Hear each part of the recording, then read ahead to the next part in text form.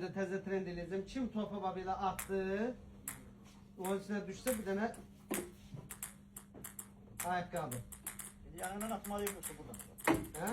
Ama 5 top da 5 top. Alver için dayı çıkmadığımız okka kalmıyor bak diye.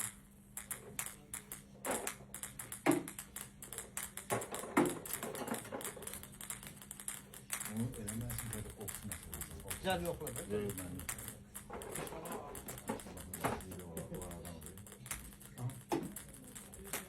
Sonra bir nasıl? Taşa düştü bir tane ayakkabı vardı. Aklım benim ama ayakkabılar. Ne var şimdi bir de hediye yapalım. Ha, bir tane ayakkabı tutsun. Bir tane 13'lü ayakkabı. Bir tane kardeşe hediye verin ayakkabı.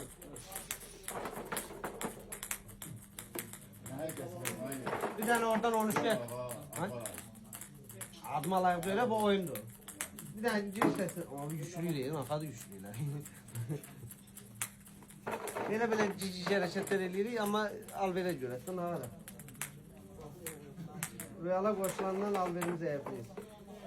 Hem Azerbaycan'da en ucuz ben satıram. Bana da müşteri... Aha bir tane sınıftım sen. Bir tane ayakkabı ödüm.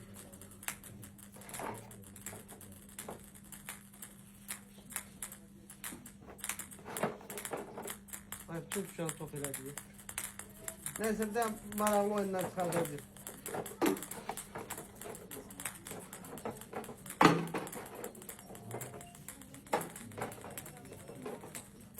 Yığ, yığ, yığ, yığ.